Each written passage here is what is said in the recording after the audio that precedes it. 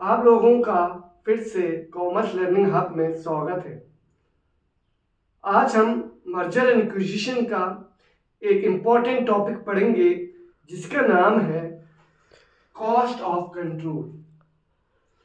Cost of control को पढ़ने से पहले मेरे चैनल कॉमर्स लर्निंग हब को आप लोग ज़रूर सब्सक्राइब, लाइक और शेयर करें और अपना कमेंट सेक्शन में अपना फीडबैक ज़रूर डालें। हाँ, अपना बेल बटन दबाना नहीं भूलें।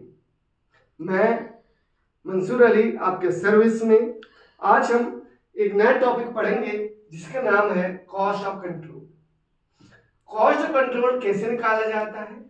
Investment of holding company in subsidiary company, यानी कि होल्डिंग कंपनी ने सब्सिडरी कंपनी में कितने पैसे लगाए।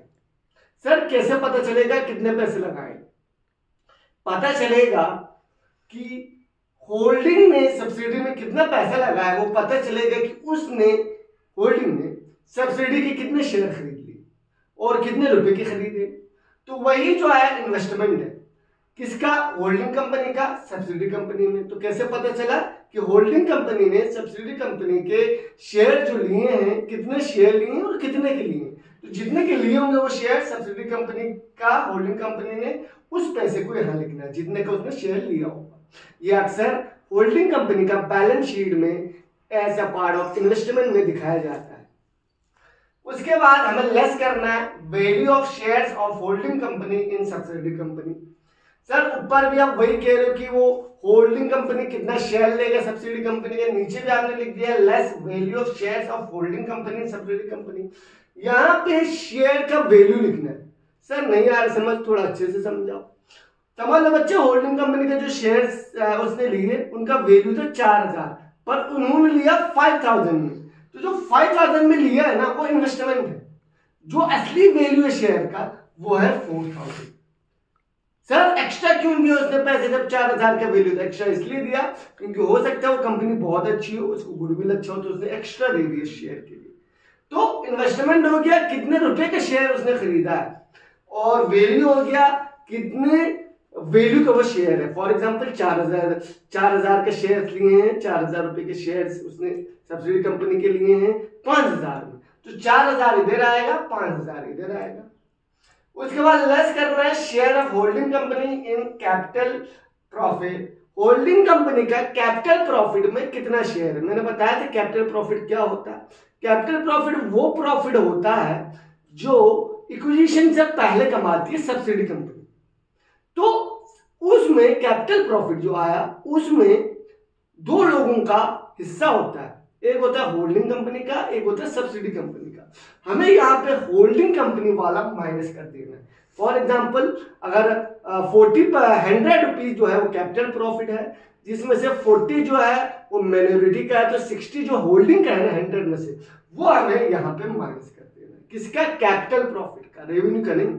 तो वो इसमें से माइनस कर देना है यहाँ पे, और फिर उसको हमें क्या करना है? इन्वेस्टमेंट ऑफ होल्डिंग कंपनी में से ये दोनों माइनस करके, यानी कि value of the share of holding company और share of holding company capital profit, दोनों में होल्डिंग कंपनी का देखना है।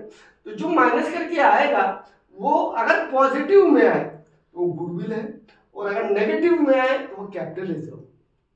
यानी कि इन्वेस्टमेंट में से अगर हम लोग value of share of holding company और share of holding company capital profit दोनों माइनस कर दे, अगर जो आंसर आया ये आया वो अगर पॉजिटिव में आए तो गुडविल, और अगर नेगेटिव में आए तो कैपिटल रिजर्व। तो आज का ये हमारा कॉस्ट ऑफ कंट्रोल था। गुडविल को हम लोग एसेट में लिखते हैं, या हम कंसोलिडेटेड बैलेंस शीट बनाएंगे इंटेंजिबल एसेट्स में, और कैपिटल रिजर्व को रिजर्व एंड सरप्लस में लिखते हैं जब हम लोग कंसोलिडेटेड बैलेंस शीट बनाएंगे होल्डिंग कंपनी का। तो आओ फिर से इसको एक बार रिकैप करते हैं। कॉस्ट ऑफ कंट्रोल कैसे निकाला जाता है? Investment of holding company subsidy company, less करते हैं उसमें से value of the share of holding company subsidy company, less करते हैं share of holding company and capital profit, और फिर हम इन्वेस्टमेंट में से value of the share of holding company और share of holding company capital profit, ये दोनों माइनस करते हैं। अगर पॉजिटिव में आए तो गुडविल, नेगेटिव में आए तो कैपिटल रिजर्व। तो आज का ये टॉपिक हमारे यहाँ तक था, और याद रहे मेरे चैनल कॉमन लर्निंग हब जरूर आप लोग सब्सक्राइब, लाइक और शेयर करें। आपके जो भी फीडबैक में आप अपना कमेंट दे सकते हैं। अगर आपको कोई भी टॉपिक कॉमर्स के समझना चाहते हो तो आप कमेंट सेक्शन में जरूर डालें। मंसूर अली आपके सर्विस में हमेशा आएगा। याद रहे, कॉमन लर्निंग हब को जरूर सब्सक्राइब, लाइक और शेयर करें।